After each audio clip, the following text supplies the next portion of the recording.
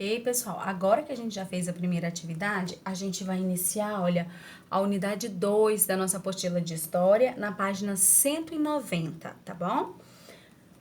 Apostila na mão, lápis chique, que a gente vai fazer a leitura.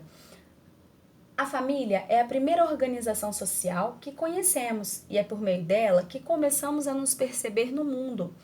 Observe a apresentação da família de Frida Kahlo.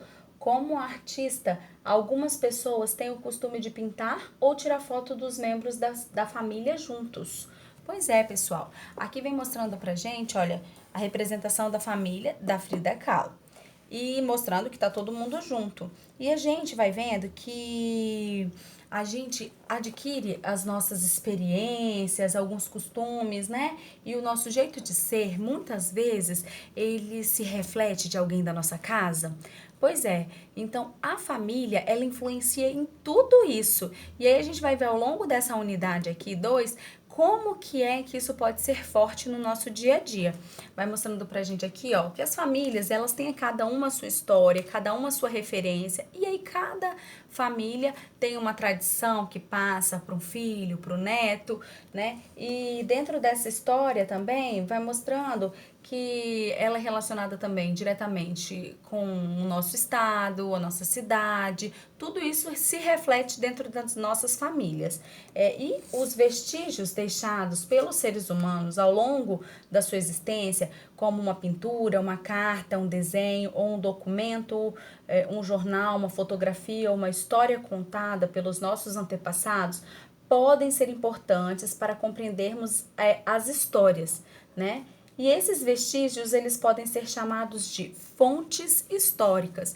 Então, qualquer tipo de documento, de carta que possa, né, retratar a história, é chamado de fonte histórica, tá bom? Aí aqui tem um desenhozinho de alguns, ó, os relatos, né, objetos antigos, até mesmo alguém contando a própria história, né?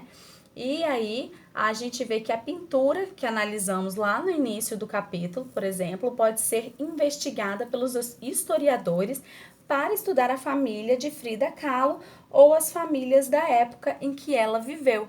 Então, a gente vai aprendendo que uma pintura, ó, pode contar sim uma história e pode sim esclarecer diversas dúvidas que a gente tenha sobre os nossos antepassados, tá vendo? Ó, sobre a vestimenta, por exemplo. Ai, como as pessoas se vestiam antes, era igual, não era? Olha, os homens usavam uma barba diferente, né? Um bigode diferente. Será que os costumes, eles eram mais rígidos, né? Ou não? Então, essa foto pode trazer pra gente muitas informações, assim como outras fotos que também podem documentar. Aí a gente vai, ó, para a página 192. E aqui na página 192 a gente vai falar de outro assunto.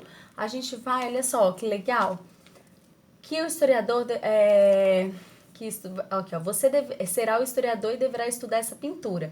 Para isso, terá algumas pistas.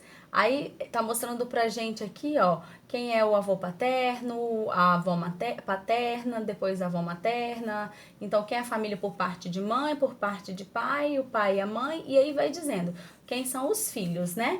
E esta situação que tem aqui, ela é conhecida e é chamada de árvore genealógica, que é a árvore da família da pessoa, que é que conta uma história. Ela começa, né, lá de cima e aí vai descendo aqui, ó, falando da história da vida da Frida, tá?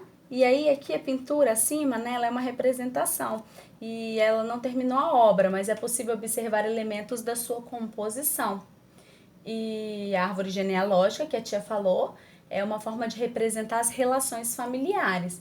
E aí, observando, né, a gente vai ver quem são as pessoas no centro da pintura e acima, a esquerda e a direita, acima da mulher, tá?